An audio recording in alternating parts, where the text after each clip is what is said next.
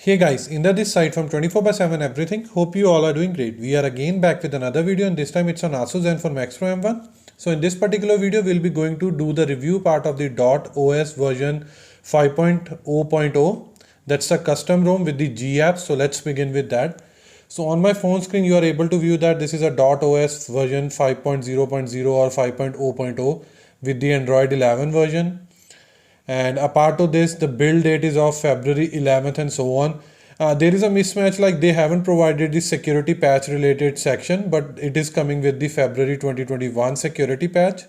Apart to this, SC Linux status is enforcing. So if you are not aware, not familiar with SC Linux status, then you can search about this on the Google platform and you will be able to know a lot about this. So after initial introduction to the ROM, now let's move to its critical sections or vital section, whatsoever you termed it. So firstly, we'll move to the system section. As usual, we'll be seeing whether gestures are available or not. So luckily everything is available. For the system navigation, we do have 3-button, 2-button gesture. I'm just going to skip these things because we have done this numerous times so that we can jump over to the next part. They also provided a photo updater, but unfortunately it is not working each and every time, be it if you are connected with internet or not. Whenever you'll try, it will show you this particular error that update check failed, please check your internet and so on. Maybe in the coming future developer might provide it, but as of now it is not working. After system section, now let's move to the Zen part. So the users who love to see Zen part section, developer has provided a lot of good things here. From the audio's point of view, direct sound enhancer for the headphones and so on. So you can select your headphone type. Apart to this, you can select preset and so on. Then with the thermals, miscellaneous from the displays point of view, then gestures and many more. But in gesture, few things are not working at my side, so not sure. Is it at is it fully functional with this particular ROM or not? If it will be working, then do let me know in the comment section below so that it will surely be helpful for the others as well. So after Zenport section, now let's move to the security section. So PIN, pattern, password, swipe, all are working absolutely fine. There is no problem with that. Apart to this, fingerprint scanner is also working fine. Let me show you the demonstration. It's quite fast. Let me do one more time. Let me do for the final time. But there is a bummer. Face unlock system is not available, or I would say face unlock option is not available. So we will be deducting few points in our overall review score. So after security section, now let's move to the storage. So internal storage is accessible, so there is no problem with that. For the external storage like SD card, it is not accessible and it will always show you corrupted, and I will suggest you do not format your phone using this particular ROM because maybe you might face few more errors after a while. So if it is not accessible, do not have don't I would say again the same thing, formatting with this ROM. Try to connect with your computer and do transfer data to the download folder or any other custom folder inside the internal storage if you want to access some important data from the SD card.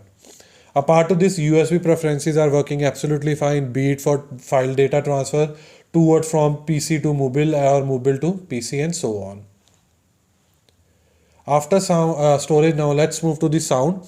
So overall experience is good with respect to the firmware version 059, which I'll be discussing in the next or the coming section. But you can use Zenpart section to enhance the audio or sound that we have already discussed in the Zenpart section using direct sound enhancer. But here you can do the adaptive sound and it's really good. Like you can even turn it on whenever you will be flashing this particular ROM and you will surely see some sort of I would say enhancement or some sort of good quality over if you will be turning it off. So after sound section, now let's move to the display section, and in display firstly we'll discuss about styles and wallpaper. So they have provided a lot of wallpaper, like firstly it's on device wallpaper, then you can customize it, and they have such a good library on the basis of .os, then Lineage OS and other ROMs and .arts. So you can play with these sections to set up your I would say wallpapers and so on. After this, now let's move to the lock screen section. So again the same thing, if you want to show AOD, So like at this moment it is not accessible. Let me always show time and info. Now you can view. So I have set up this particular clock customly. This we will be again discussing during the customization part. So again it's upon you and so on.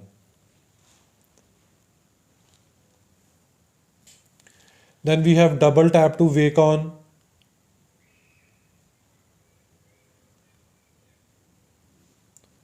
Let me just close it again.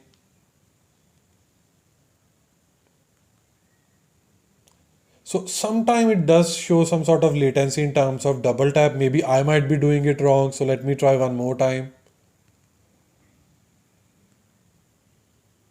So you can see. So this is again not sure, like I might be doing somewhat late in terms of tapping it. But again, if you will be facing the same thing, then you can let me know in the comment section below. Apart to this display cutout, I will suggest to keep it device default, but they have provided a lot of like I would say options you can try, but device default is the one which will always work.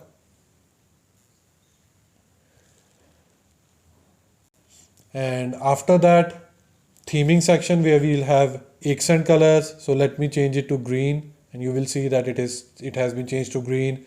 Then font. So let's try maybe device default. At this moment I'm using Rubik or Rubik.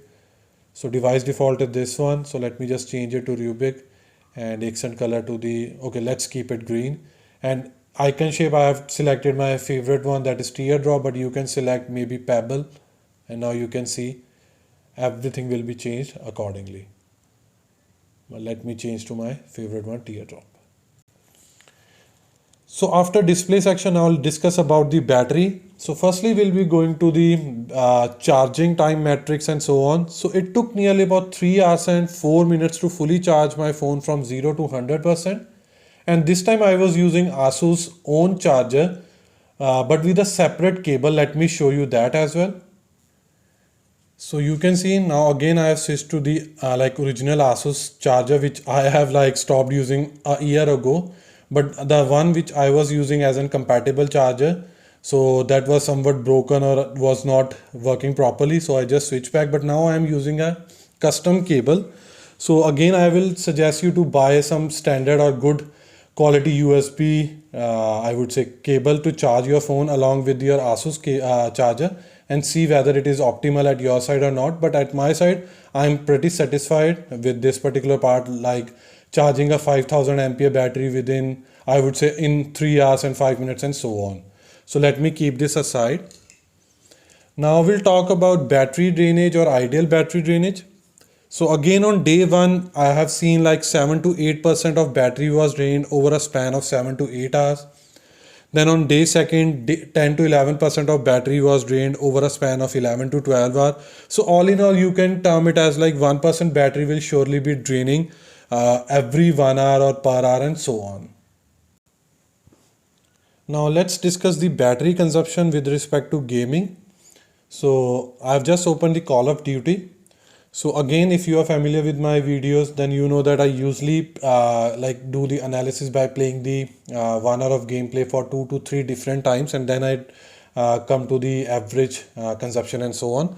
So for the Call of Duty, for 1 hour of gameplay, the overall battery consumption was 14 to 15%. And apart to this, temperature readings were 23 before starting the gameplay and 32 as soon as I completed a 1 hour of gameplay. But I see some sort of lag, or I would say some sort of slowness in game. So not sure, is it with respect to servers or maybe my Wi-Fi connection or mobile data internet connection, or is it related to Chrome? So like after a while I've seen some sort of slowness or lagginess in the games. But overall it was a good experience. Now let me just open the Free Fire, because nowadays most of the people are playing Free Fire as well. So again, I am using these hardware or graphic settings, and again the same thing. After playing 2 to 3 different times for 1 hour of gameplay, the overall I would say average battery consumption for a 1 hour of gameplay was 11 to 12%. Again, temperature reading, like before starting the gameplay it was 28 degree, and as soon as I completed a 1 hour of gameplay it was 34 degree. Again in this particular game as well, I have seen some sort of lagginess. So again the same thing, maybe Wi-Fi connection, mobile internet, maybe their servers, or maybe this ROM. But one thing is that if lagginess is common, then most probably it won't be a server or Wi-Fi or internet, because other things I am able to like access it properly. So most probably maybe because sometimes a ROM can be optimized with respect to gamings as well with the coming builds and so on. But again, overall this ROM is really nice with respect to UI and some other like options provided by the ROM developer and so on. So after battery section, now let's move to the connected devices. So in connected devices, like firstly we'll discuss about Bluetooth. So it's working absolutely fine, be it for file transfer or either audio via Bluetooth devices. But there is a catch or a bummer with the Bluetooth connectivity. So whenever you will be pairing your phone for the very first time with any of the device, it gets logged after successfully pairing it. And again, this particular behavior is common with be it if you are pairing your mobile device or maybe like some other Bluetooth devices and so on. So next part in connected devices is screencasting. So it is not working at my side, be it for the Intel based laptops or AMD based laptop. It does show you that particular, I would say, connection related thing, but after a while it will fail or it will show you that the app is not responding. Do you want to like shut down it or whatsoever, close it and so on. So after connected devices, now let's jump into the network and internet section. So here firstly we'll discuss about the Wi-Fi calling. So again it is available for both Jio and Airtel and it is working absolutely fine for both the same. So there is no problem with that. Again, no functionality or availability of native video calling or call recorder and so on. Apart to this Wi-Fi connectivity, it is working absolutely fine. I haven't seen an issue with that. Mobile internet. So I have seen minor lag with respect to my Airtel SIM, but whereas for the Jio SIM, it was working absolutely fine. So not sure, maybe there might be some problem in terms of Airtel connectivity in my surroundings or in my area and so on. But again, whenever you will be testing this part, if again you will be facing an issue with respect to mobile internet, then do let me know in the comment section below and we will try to post this to the ROM developer. Apart to this, calls and SMS sections both are absolutely working fine, no issue, no glitch at all. Now let's jump into the advanced customization part. But before we'll jump into that part, you can see that the UI is so streamlined, like if you will see overall. So I really love this part. Now let me tap on customization part, and with this like ROM, you will see these sections as in a different way with respect to, I would say, big display widgets and so on, like wallpaper, AOD, lock screen, status bar, quick settings, theme, system, launcher grids and so on. Firstly, we'll discuss about wallpapers, but again this is the same that we have already discussed in the style and wallpaper section. Again the same thing, dot OS, wallpaper, lineage OS and so on. So let's just cut down this particular part. After this, now let's move to the AOD and lock screen. Again it is working fine and I have shown you already.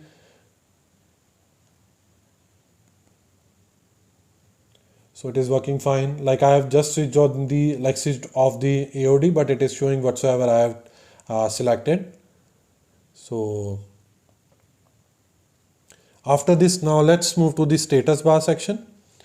So firstly, like for the battery section, you have to select here. Like by default, I'm using this battery section. I can shuffle between this particular ring type. If I'll apply it, then it will show me like this, either this way and so on. But I like this particular battery icon, which is the default one. So let me just press it here.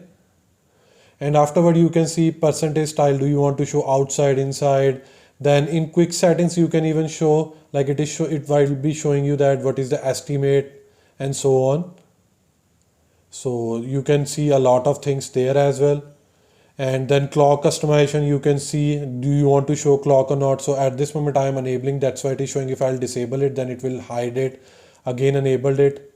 Do you want to show lock on the left side, right side? So by default it will show middle, sorry, on the left. If I'll tap on there, then it will show middle. If I'll again tap, then it will go to the right side, but let's keep it on the left hand side. Do you want to show second? By default I have disabled. Let me just enter it, it will enable it. Do you want to show AM and PM? That's why I have selected and so on. If you want to show date and so, that can also be. Traffic indicator. So sometime like in status bar, it will not be showing until unless you are in some app, but as soon as you will be moving to home screen, then you will be able to see these traffic indicators. Aside to this, battery lights and so on. So after status bar section, now let's move to the quick settings. So the very first option is related to tiles title. So let's say if you do not want to show titles, then you can just disable it and it will hide those title, but it should be always on. So there is one thing like for the accent for with respect to tiles. So I am using the plain colors section. If you will enable it, then you will see that it is some sort of gradient type look. It's again upon you, do you want to use or something else, but I loved the simple one. And afterward you can like select the number of rows and column with respect to quick settings. So I have already done that part, you can go over afterward. After this we can move to the theming section or theme section. Again they have provided a very good set of customization. You can select accent color. Do you want to disable notification in terms of like transparency in terms of notification? I will suggest you to keep it, but because if you won't, then it looks very abrupt and so on. Again, then you can select few fonts, icon pack and so on. So I have used this icon pack. You can select any one from your likings and choosing and so on, then icon shapes and so on. So theming section is also very, I would say, featureful and so on. Then afterward we'll move to the system part, and here I will just be discussing three fingers screenshot. So it is already enabled. By default it will be disabled, so you won't be, so I will suggest you to make it enable, but you will see a lot of other options, you can play with them. And last one is related to the launcher grid. So by default it is having this particular size, which is I think 5x5. You can select 4x4, maybe 3x3, 2x2 and so on, what's according your we are like comfortability and so on. So after advanced customization part, now let's move to the quick setting section. So like as I have told you, or I have already shown you in that particular like quick setting section, that you can set up your rows and columns. So I have selected 5 rows 4 column, 5 column 4 rows section. That's why every needed, I would say, quick setting is already available on my screen rather than I have to scroll back. But apart to this, there are many more as well, but I don't use those, and even those are very, I won't say handy at my side. If you find, then you can like drag them to the main section and you will be able to. But the good thing is that all the needed settings are available, like dark theme toggle, torch, screen recorder, direct sound and Zenpart and so on. For this screen recorder, but before that let me just show you dark theme. It also works absolutely fine. Torch is also working fine. Direct sound you can select it by putting up your headphones and so on. For the screen recorder, it is also working fine, be it for internal and external sound recording. So there is no problem with that. So you can record your screen and stream it afterward. With respect to default apps, I usually test FM radio and it is working absolutely fine. There is no problem with that. So the persons who like to hear or listen radios to cut down their free time, then they can do it as at any time. Now that we'll discuss about minimum firmware version. So as I've told you earlier that their requirement is 0.59 and I am using firmware checker. So I have 2 different versions of the firmware checker. So let me just select internet. Strange, it is not connected. So as soon as you will be connected to the internet, you will see the firmware version. So I've already created these videos in the past, and you can search on my YouTube channel and you will be able to find it. Now let's focus on the play protection certification. So for that particular part, let me just jump into the settings section and you will see that device is already certified. So there is no need to install, I would say, do hide magics and so on. After this, now let's focus on the status of camera to API. So by default level 3 support is available, so you can use any compatible Gcam, but at my side I have tried a lot but I haven't found any compatible yet. So maybe next custom ROM review part I will be sharing some Gcam with you. So apart to this Widevine certification, so at my side it is showing me L3 and it has been persisting since the time I have flashed beta 1 like Android 10 beta 1 in TWRP mode. And apart to this, with respect to stock camera, they have provided Google Go camera, so it is working absolutely fine. I have clicked few pics and it was nice and so on. Now let's focus on the benchmark scores. So for that, I'm just going to open Antutu benchmark scores. So these are the Antutu benchmark score, which is showing 1,47,749, and below ones are the consolidated, that is 60,000 for the CPU, 24 plus for the GPU, 31,000 plus for the memory, and 31,000 plus for the UX or UI part. Now let me open the Geekbench 5 scores. So for the CPU's perspective, the single core score is 268, whereas multi-core score is 1119. And apart to this, for the computation using OpenCL engine or API, the score is 429. Whereas for the Vulkan API, it is not still running, and I think this has been persisting since almost a year and so. So not sure whether this will ever be supporting Vulkan API or not. And before we move to the installation part, I want to give my overall review score. And but before that, there is one more thing pending, which is overall RAM management or memory management or main memory management. So again, main memory management or overall RAM management is good. So in most of the cases, if your app is in main memory for I would say 8 to 10 minutes, then it will surely be there. But after a while, from the operating system side, that particular app might get flushed, because sometime it might have to compensate some other apps as well. So let's say if you are running some gaming app and it might be contributing 2 to 3 GB RAM, and on the contrary, if you are trying to run any two apps which might be taking 100 and like few 500 to 600 MB, or maybe someone might be taking 1.5 GB, then to compensate these two apps, it might flash the bigger app which is already in main memory management. Now it comes to the overall review score, and afterward we'll jump to the installation part. So by keeping or by looking into each and every part, like you might be facing some random abnormalities, or you may encounter while using this particular phone.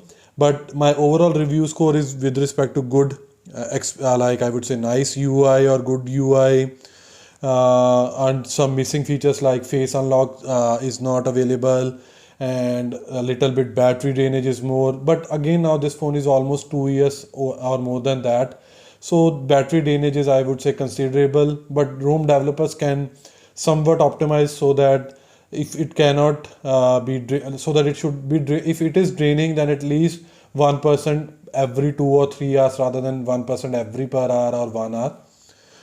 And so overall review score is 80 out of 100. Now we can jump direct into the installation part. So for that, I've already created a dedicated article on my official blog. The URL for the same will be provided to you in the description box below, so that you can go over afterward. So nothing major has been mentioned, few minor things so which will be helpful for the installation part. Like first link is how to download or from where to download the .os5 official ROM. There is no need to flash GApp separately because it is included in this.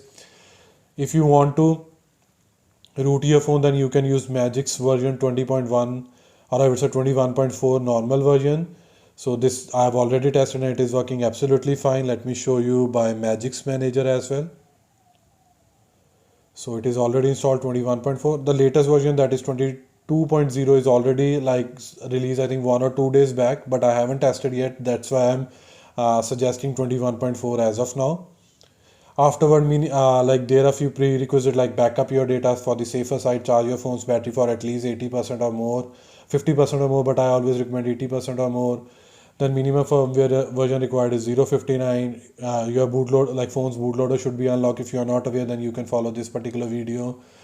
TWRP custom recovery should be installed. If again you are not sure how to do it, then we have already created a video in the past, you can refer that.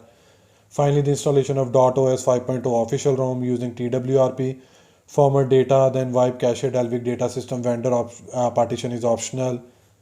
Finally, install the official ROM and reboot your phone. Again, if it has been stuck somewhere in phone setup process or before invoking the phone setup process, then just wait for 10 to 15 minutes, and afterward just restart your phone and it will resolve all the underlying issues relating to freezing or stucking during the boot time. Last but not least is enjoy the beauty of Android 11 with this particular ROM. So now we are good to go with the installation part. So let me just move to the recovery or TWRP recovery mode. So finally we have been booted to the TWRP recovery mode. So according to instructions mentioned on the blog, firstly we have to tap on wipe data, then we have to tap on format data. So before that, just back up everything because this will wipe everything from your internal storage. So just tap yes and press on blue tick. It will hardly take 4 to 5 seconds to complete the formatting, and afterward it will prompt to go back, again back, and this time you have to tap on advanced wipe, that is on the left hand side, and you have to select Dalvik, cache, data and system. Vendor partition is optional, so you can either select it if you want, but I don't recommend it until unless it's been recommended by ROM developer. Swipe to wipe it, and it will again wipe those partition, again go back until unless you move to the home screen. This time you have to tap on install button, select storage. By default it is selected micro SD. At your side it might be internal storage, but I'll recommend you to use micro SD card. Otherwise you can try OTGB pen drive as well, or I would say OTG pen drive. Just select this one, micro SD content, and just move to the folder where you have downloaded that particular file. So in my case it is this one with GApps version. Just select this part, swipe to confirm flash. So finally the installation process has started. So it will take nearly about 5 to 7 minutes to complete it. So during that particular time, do not play with power button because it may result into hard brick or soft brick, and in that particular case you might have to either use QFill method for the soft brick. In case of hard brick, you might have to visit any authorized ASUS center or maybe any reputed mobile center in your city or place to get it repaired. So finally the ROM installation process has been completed, which also include GApps. Now we are good to go with the reboot system, but I recommend you to do wipe cache and Dalvik so that all the junk files behind this particular installation will be completed or will be wiped. Now let's tap on reboot system and it will reboot our phone. So just wait till the time it will do all its needed part and move to the phone setup process. I'll show you the, I would say, logo or whatsoever you term it for the .os or animation and so on, and then we will be moving to the phone setup process. So finally this is a, I would say, animation for the .os. It is looking like our solar system where it has been sun, and like the bigger green is our earth, or pink color is moon which is rotating and so on. I won't say moon, maybe some other planet as well, because moon rotate to our own earth planet and so on. So just wait till the time this particular complete and phone setup process will be initiated. So finally the phone setup process has been started. So on the basis of mobile connection, it has detected English India. Just tap on start to proceed further. So again, let me just connect to the available Wi-Fi connection. So after successfully entering the Wi-Fi credential, now it has moved to the another process or another screen. So it will take some time. Here it will be checking Google Play services related update, and if something will be pending, that will be installed in like next screen or next section. So finally it has moved to the next section. Here it will be asking you if you want to copy apps and data from the Google account, then proceed on next. Otherwise you can tap on don't copy. So now it will again be doing checking, and it will ask you to verify your PIN because this is sort of hard reset, and here you have to provide your authenticity. So I'm just going to tap my PIN, and once if it will find it legit or authentic, then it will move to the next step. And here it is asking me to set up the Google account. So I'm just going to skip for this particular video's perspective so that we can complete it as soon as possible. So let me just tap on accept. Again, I'm just skipping the security part. So we have like successfully completed the installation and phone setup process, and this is the bare bone structure or default layer structure. Let me just tap on settings button, then move to the about phone section. So again the same thing, .os 5 and so on with the each and every bit. So this was all from my side related to the custom, I would say, review of the custom ROM, that is .os 5.0.0. Hope you like this video. If you really like this video, kindly share this with your friends and family, and apart from this, please subscribe to our channel because this will surely motivate us and boost us to create more videos like this in the coming future. Finally, it's the time to sign off now. Bye for now. Thanks.